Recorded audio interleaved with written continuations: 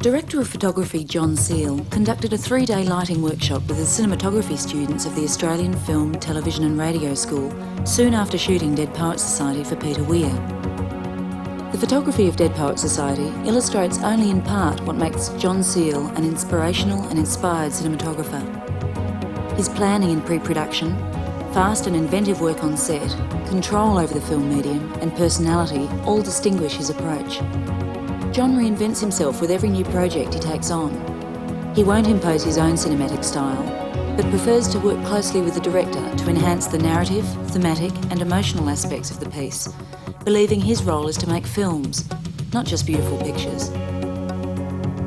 He emphasised that we as cinematographers need to understand what the film is doing to the audience, rather than what the lighting might be doing. John is both sensitive to the needs of the drama and efficient in how he shoots it. He works with great speed and ingenuity to achieve the maximum number of setups, allowing the director maximum control later in the editing. It's John's wealth of knowledge and experience that allow him to achieve cinematic excellence. I think it's very difficult when you're learning that there is a ladder to climb or there's a hill to climb towards what we might call perfection. There is no perfection, I don't think, in film work, because every film's different, every shot's different. You can't really have perfection. But there is, in the learning business, that you're learning to get to a certain point of expertise, maybe one might say. Then, once you've learnt that, then the quicker you can fall down the other side of the hill and start making films for the director, the better off you are.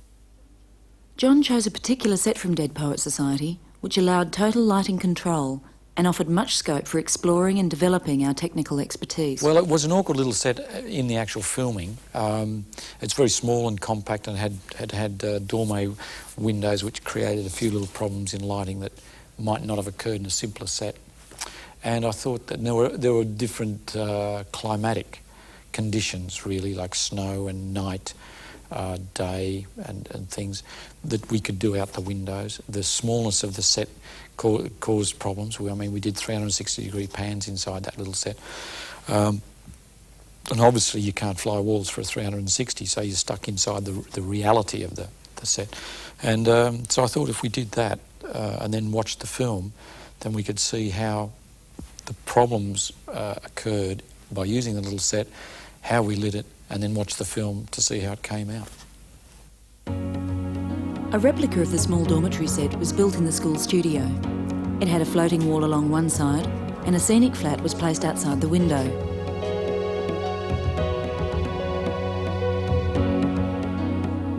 The set was 3 metres in height, 3 metres wide, and 4 metres in length. In the first setup, the objective was to shoot late afternoon. The scene was changed from its original season in the film to summer to give us more to work with and to allow us to shape the mood of the scene more definitively. The action was staged by the window so that our stand-ins for the workshop were also lit as if by the last rays of afternoon sun coming in through the window and bouncing around the room. The scenic flat was brought into position outside the window and was lit by 2 5K lights. Another 5K was pointed through the window, creating the effect of late afternoon rays entering the room. This one, mate, we can frame this one, like whack the frame in as close as you can to this and bring it straight out there, right, and get this in on the angle so it blows in really softly. I'll leave that one direct at the moment. This 5K was set behind a diffuser screen to achieve a softer light, striking the wall opposite. Is it right up now, Tony?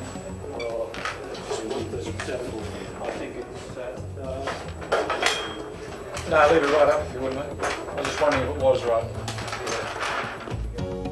Next, a 5K soft light was set above the window, pointing down towards the floor in the room. Just up there, washing a big soft light straight down through there. The ceiling was made of calico cloth, stretched tightly across the set, diffusing the light from 2 more 5Ks shining into the room. The practical in the centre was lit throughout this scene. With so many lights to balance and measure, setting an exposure can be a daunting prospect. Is that all right? I'm not sure. Some people will try and split it, like, you know that? Yeah. You see, which is pretty accurate. I mean, you end up about 4 really. But if you're reading that there, you know, you're 2.8. Yeah, but some people read, want to read a bit of that and a bit of that, right? So depending on what you've got, you can get anything a damn light, can't you? But what's the best way to get just... Well, I read them all separately. Yeah. So I know what that lamp there is doing, or what this glow is here. Right? If you get a reading from here, Yeah.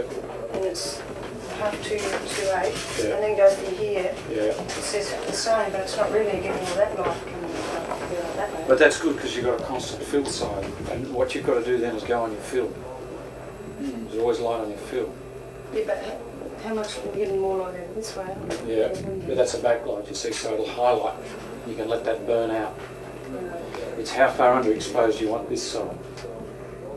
Is the key to it. I mean, you would never expose for 1/2, 2 and 2/8 here. Because then you'd be... Because you'd wash out all this, you'd have no depth in here, you know. So I think on the 96 you can push it down, you know, rating it at 400 ASA, you can probably push it down for your mood.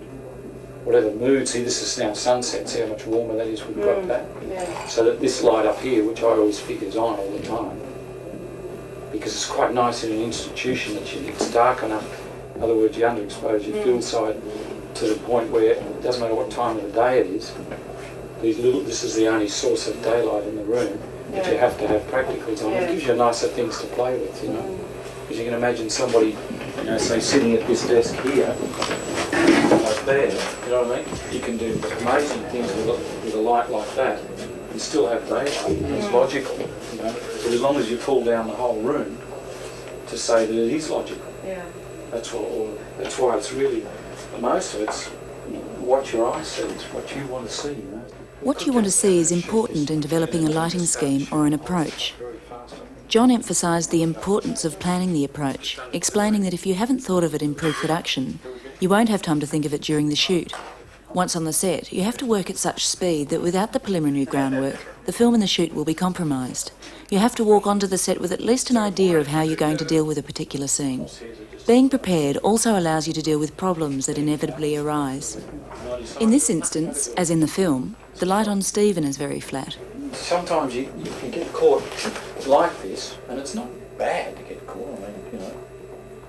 It is reality. It's just that he's dead flat. There's nothing, the walls either side of him are the same density because it's such a flat light, you know, and you can't really get in any colours or anything up there to try and knock that wall down because it's such a soft source, not a direct light, so you can't cut that wall off, so it's a different density to that wall. So you're ending up in this awfully flat situation. The only thing that did happen, I remember on the picture, we were getting that, you see that there? Which was a little more intense because we can spot that up and go for that.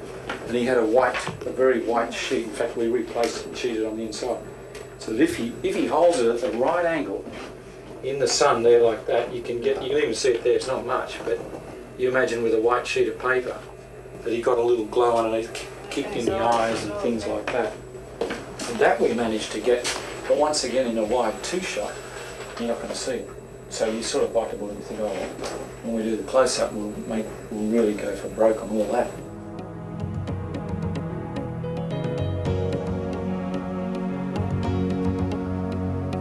Next, we moved in on a close-up of Warren.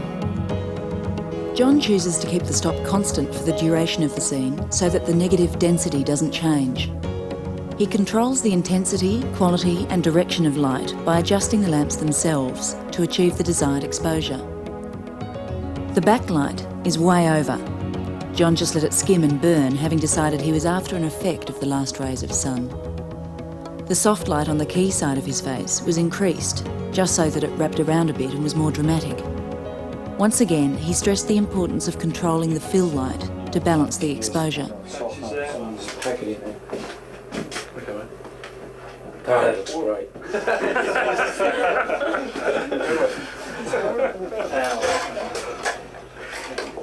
Normally he would have used a penalight, but improvised with an inky on this occasion.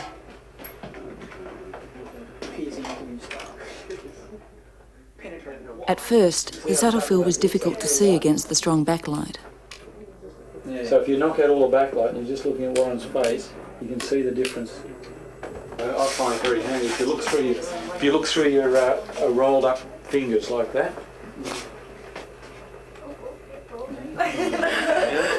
If you testing a little lamp like this, if you let a backlight like that shine into your eyes, you're going to stop down. And also on sets, it's good to wear hats because you knock out all that hot light up the top because that's stopping your eyes down.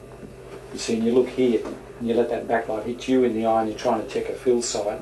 It's hopeless because your eyes stop down, looks twice as dark as it should be. So all you do is you just look through the black of the tunnel of your fingers at Warren's face, and what happens is your eye opens up and you can see what the film's going to see. Okay, just a rehearsal and action. John locks in the lighting at the final rehearsal. He feels that making adjustments between takes is both detrimental to continuity and disruptive for the actors. Where some DOPs use the first few takes as their own final rehearsals, John believes take one to be the most important to get right while the energy is up. For him, every take is a print take. In the second setup, we were challenged by a 360-degree pan. In Dead Poets Society, the lamps above the calico were snooted to simulate a pool of light as if emanating from the practical hanging from the ceiling. They come around into there, obviously, but that's the back of their heads. The front, we've had to close that down a bit, so they're not getting quite as much fill as you normally, because of off the top of the set, you know. But pretty, yeah. Even in that, like there, they're on aperture, and here they're not, you know. But they're silhouetted 1.5 over on the top. 2-8. Andy, you right to go? Set. And action. Let's have a look.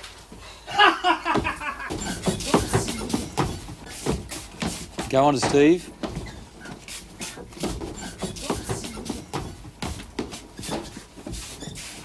And let him out of frame.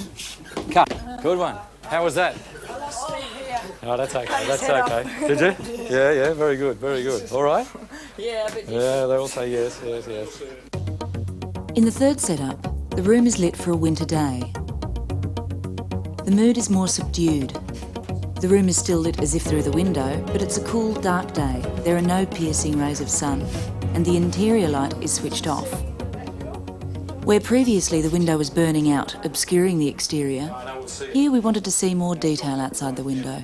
We kill that crank. That's better. That's great. See how soft that is now coming back in on here and it's over there. It's okay. Now we're looking at, you want the light on the backdrop or the backlight? We can reduce whatever light's on the backdrop, mate. Okay. Bring it right back. Okay, I'll just That's try good. the one up and off. And we'll leave that soft light back here too, mate. The basic position of the lights remained the same as for the previous setup. The 5K to the right of the window was brought in closer and was set behind a diffuser screen. You spot that up a touch, mate, just to drive that through a little more. Yeah, just a little hotter on his face. To create the coolness of winter light, blue gels were applied to the lamps. Half blue gels on the two 5Ks on the flat, quarter blue on the other two 5Ks and on the soft light pointed through the window. The ceiling practical was turned off, so that only one 5K diffused through the calico ceiling filled the room. A 1K soft light spilled in through the door, simulating electric light in an adjoining hallway. The soft light, being less than 3200 degrees Kelvin, was about a quarter more red, casting a warm light. White shirts. John believes it's wise to be subtle with colour balance during the shoot, so as to allow greater control and flexibility later in the grade. He cautioned that if you go too far in one direction in the negative, you can be trapped, unable to get rid of it later in the Shoot print. this one as a first example, right? And then we'll put this little thing on the front here. Action. The overall effect is sombre, a bleak cold exterior contrasting with a low-key, warmer interior.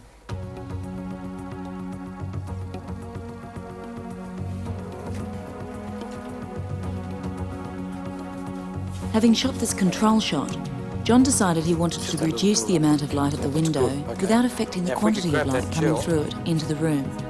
To illustrate the principle involved, John cut a 0.3 piece of neutral density gel to correspond with the shape of the window when fixed in front of the lens.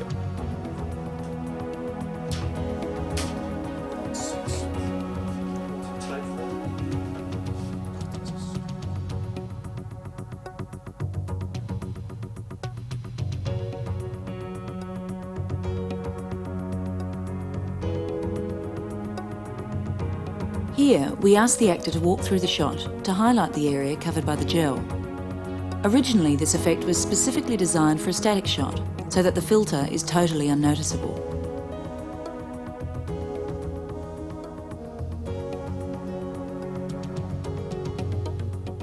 In the fourth setup, the action involving both our characters in two-shot will take place in the doorway. The room had to appear to be lit by the overhead electric light. This time there was no light coming from the window, only a suggestion of moonlight outside. At first, the moonlight presented a problem in that it was lighting the backdrop, so this was moved away from the set. Give me 6 inches of tape, please. That's fine. Yeah, you're right, it's kicking off the back. Yeah.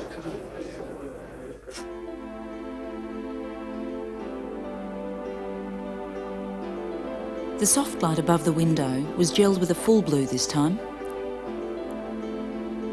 The 2 desk lamps set by the door were further enhanced by 2 300-watt Mizar lamps set alongside.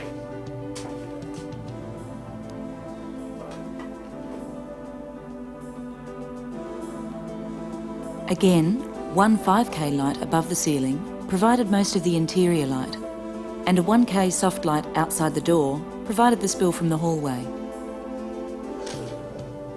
Every lighting setup is founded on the visual logic established by the practicals or light sources shown in the scene. The light source, for instance a desk lamp or a street light, will dictate the direction and quality of light.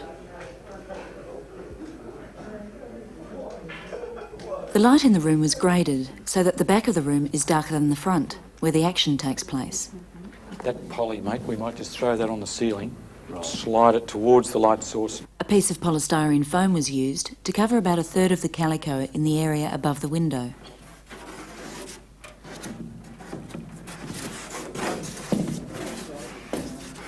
Parallel that way, right, and just fringe it on about a third of the calico that's lit, would you, mate? Grading the room gave the space more depth and a greater sense of realism.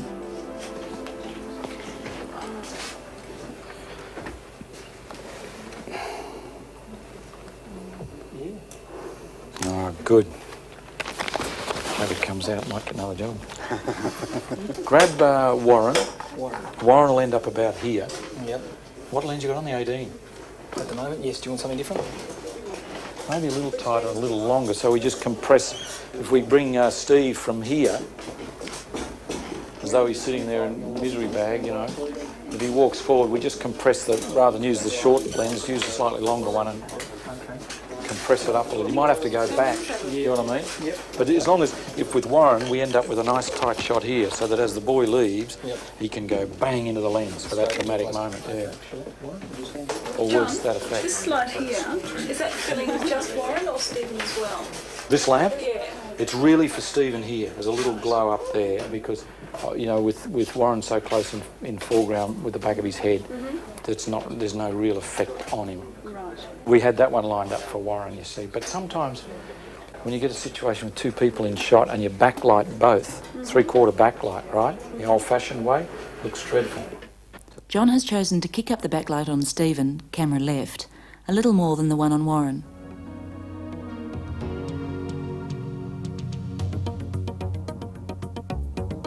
John showed us one of his unconventional techniques, which allowed us to backlight 2 people in a very confined space. Is put 2 people here, right, just to and show that like you can't get a backlight on them. But if we could put an inky up there, clamp it onto there, and hang it down, right, and then what we'll do is then block it out with this foreground piece, and that show how we can light these 2, whereas normally you couldn't get a lamp straight through the window.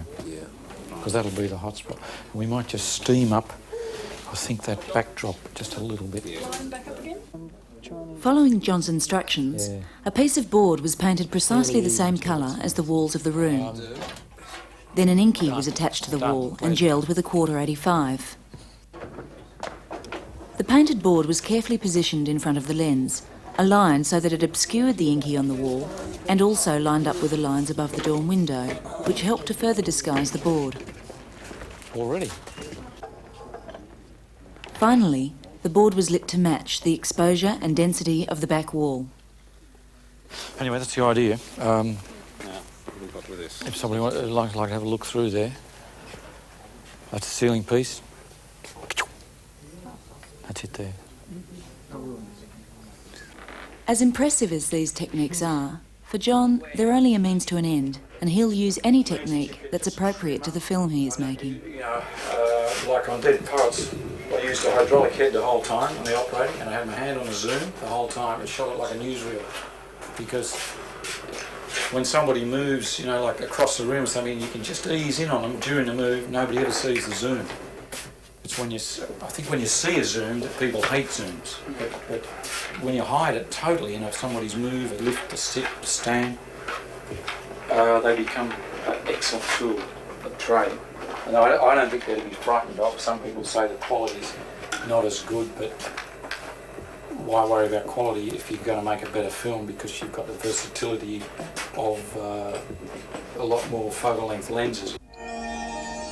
What allows John to be so confident? How did he gain such control over the medium? I think the one light print is that we have in Australia is one of the most important tools of the learning cameraman's trade, because if the lab is going to keep a one light print on all of his processing and on your prints, then you know exactly where your negative is at when you start shooting with it.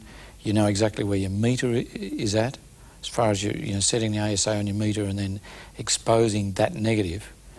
You know that with the one light print that you can change the negative to find out what the print will do, you see. But and then you find out where your head's at. So then you know how far you can underexpose, how far you can overexpose the negative. If you have a graded work print and learn on a graded work print, then obviously if you underexpose, somebody might print it back up again. So then you're nebulous as far as knowing where your underexposure or your overexposure is. Therefore, you can never really work out your contrast range, because your centre line of printer lights are fluctuating all the time to correct a little bit of too much underexposure or too much overexposure. So I found in America that, you know, shooting there with graded prints is if you're learning, you'd never know how far you can go under or how far you can go over, and therefore put the two together and then slide the aperture up and down to suit that contrast range. Whereas here in Australia, one of our best tools is the fact that it is a constant one light work print set by the laboratories and Kodak, I understand, to I think an SMPTE level. And you can change that. I mean, it's not to say that it's gospel that it's going to run about the 27s or 28s. You can actually re-rate the film down and set your own set of printer lights as a one light print to say middle 30s, which is always pretty good for your blacks and things like that.